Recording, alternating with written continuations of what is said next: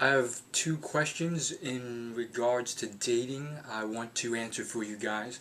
So the first one comes from Oompai12846. So her question is pretty long and I'll read it really quickly.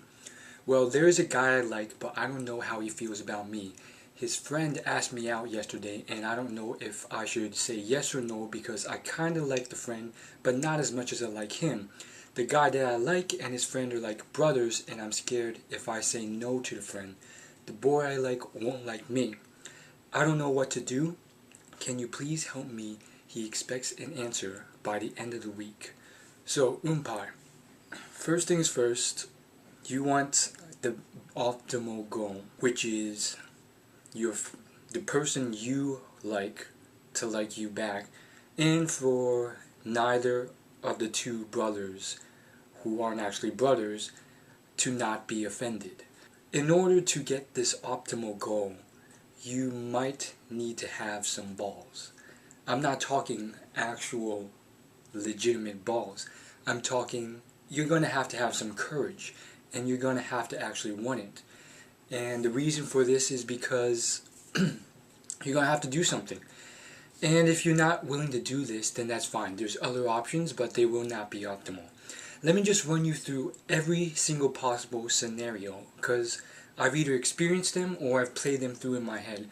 And that's why you don't need anything but me to solve all your questions. So, optimal scenario. To get that optimal scenario, you have to find out if the guy you like likes you back. And there's a lot of ways to do this. You can check out a lot of videos, including the one I made on how to tell if someone likes you. Really, you just have to gauge it from there.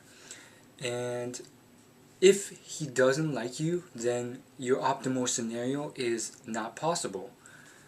There is possibly a way to possibly change this guy's mind into liking you, but that will take a long time. The next option is just to blindly just say no, and what's probably going to happen is he may or may not get offended and he may or may not talk to his friend about it and they both might not like you. In order to figure out what will happen, you have to gauge what these two people are like. Your question is still semi-vague. Because of this, there can be quite a deal of different scenarios because different people have different personalities. If these two guys are jerks and the one guy is a real prick, he will tell his friend and he'll tell his friend, don't talk to this girl anymore, ignore her. But there's also the chance that this guy is a prick but his friend is a quality person, and despite you rejecting his friend, he's not going to be mad at you. He might not like you any better because of the fact that you rejected his friend, but because he's a quality person, he won't hate you anymore. It'll just be like before and after, still neutral. Unfortunately, I wish I could tell you more, but you were I wouldn't say you were semi-vague in your question, so I don't know the personalities of these people. And we do know that the world is filled with different types of people and different types of personality.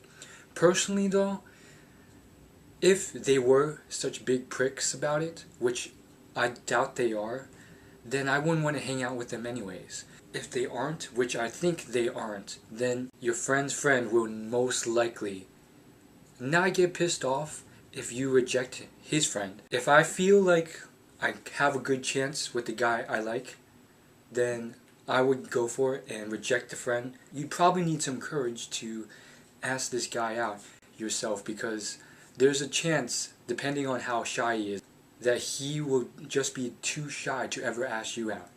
You don't know just how much he likes you just because this guy asked you out and he didn't. He might like you just as much, if not more, than your friend, but he's just too shy to ever approach you, ever. There's also an equal chance that he doesn't like you at all. So you just have to gauge this, and if it's still unknown whether he likes you or not, then it's really up to you.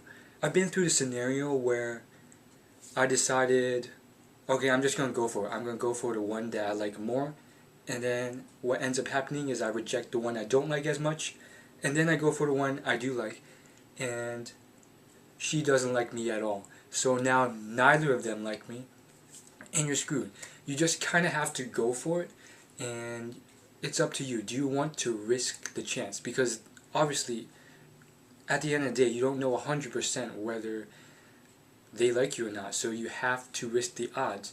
The other option is just to, say no to the friend, ask the guy you like out, and if he rejects you, then you go back and say, I changed my mind, I want to go out with you. And then you just do it very discreetly, and it'll all be good. I'm sure he won't mind as much. He'll be pretty happy that you change your mind and want to go out with him. He doesn't care. You don't even have to tell him that you only rejected him initially because you wanted the other guy. That's what I have to say for that. Next question comes from Mate Dogs We. His question is really, really long. It's about 2-3 paragraphs, so I'm going to have to paraphrase.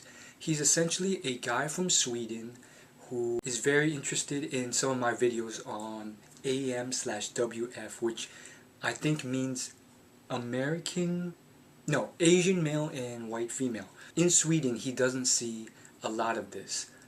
But he did meet a girl online who is white, he being Asian. What happened was, unfortunately, they recently broke up. I'm going to read this out to you.